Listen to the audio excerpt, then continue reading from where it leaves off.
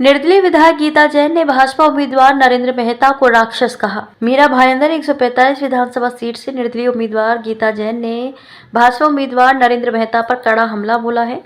भाईंदर पश्चिम स्थित शिवसेना कली में आयोजित एक प्रचार सभा के दौरान गीता जैन ने नरेंद्र मेहता को राक्षस की उपाधि देते हुए कहा कि मेहता ने चुनाव आयोग को गलत जानकारी दी और अपने ऊपर दर्ज गंभीर मामलों को छुपाया है। गीता जैन ने यह भी आरोप लगाया कि भारतीय जनता पार्टी ने एक गलत उम्मीदवार को अपनी पार्टी का टिकट दिया है।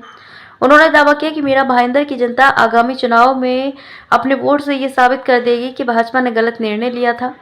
गीता जैन के इस बयान ने भाजपा उम्मीदवार नरेंद्र मेहता के खिलाफ माहौल और गर्म कर दिया है।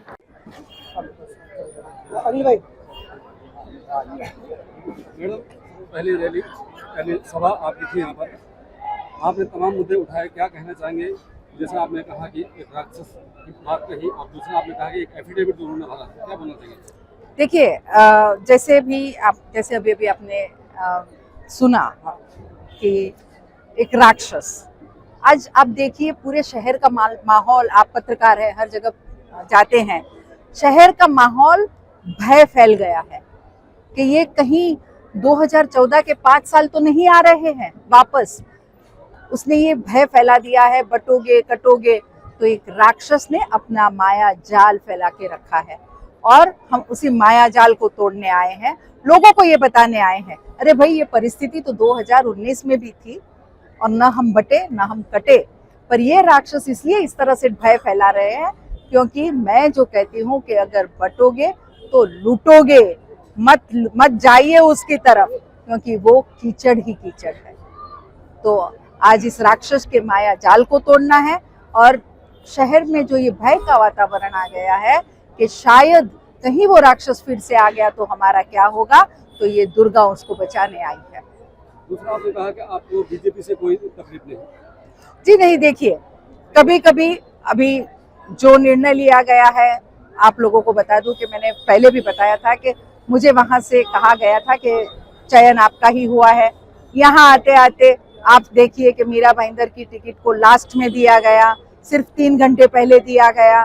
तो इसके पीछे क्या साजिश थी वो बताइए। खैर, हम उसमें नहीं जाके आज जो परिस्थिति है वो स्वीकार करते हैं और जो भी निर्णय हुआ मैं समझती हूँ कि भगवान ने कुछ अच्छे के लिए निर्णय किया होगा और हम उस निर्णय के साथ आगे जा रहे हैं। देखा आपने बताया कि जो एफिडेविट है उन्होंने कुछ जो चीज़ें हैं, कुछ गलतियाँ कुछ छुपाई है, कुछ चीज़ छुपाया है, कुछ जैसे धाराएं वो छुपाई है, उसके बारे में? यस, उन्होंने अपने सबसे पहले तो पुलिस की थकबाकी छुपाई है कि उनको वहाँ 83 लाख पे करना है। दूसरा उन्होंने ये छुपाया है कि उनके ऊपर जो एफआईआर है उन्होंने सिर्फ 18 बताई है और जबकि 23 एफआईआर पूरी की पूरी सबूत के साथ हमारे हैं। और प्रशासन का खौफ देखिए, उनका दबाव देखिए कि ये पॉइंट आउट करने के बावजूद भी उनके फॉर्म कैंसिल नहीं हो रहे हैं।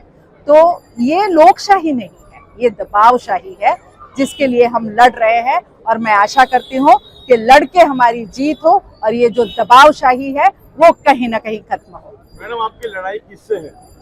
हमारी लड़ाई कीचड़ से है, कमल से नहीं। एक व्यक्ति विशेष से है जिसने इस पार्टी के नाम पे यहाँ सिर्फ और सिर्फ अत्याचार और भ्रष्टाचार फैलाया है।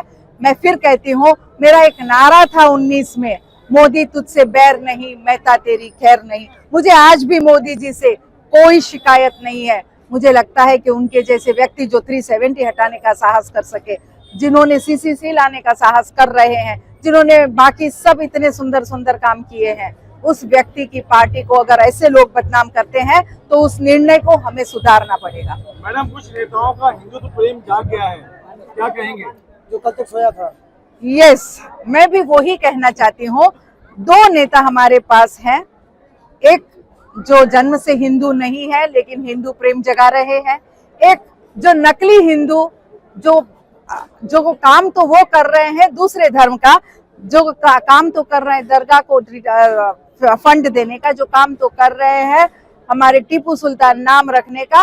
और चूड़ियां तो मैंने पहनी है, दंगे के समय भाग वो गए थे और अमन और शांति की बात कर रहे थे। अचानक से हिंदू प्रेम इसलिए जागा है क्योंकि आजकल लोगों को बहुत हिंदुत्व पे मान है, गर्व है। तो उनको लगा अगर हम हमारा हिंदुत्व दिखाएंगे तो शायद हम हमारी जनता को भ्रमित कर पाएंगे। लेकिन जनता मूर्ख नहीं है, उन्हें बराबर पता है कि कौन सही हिंदू है।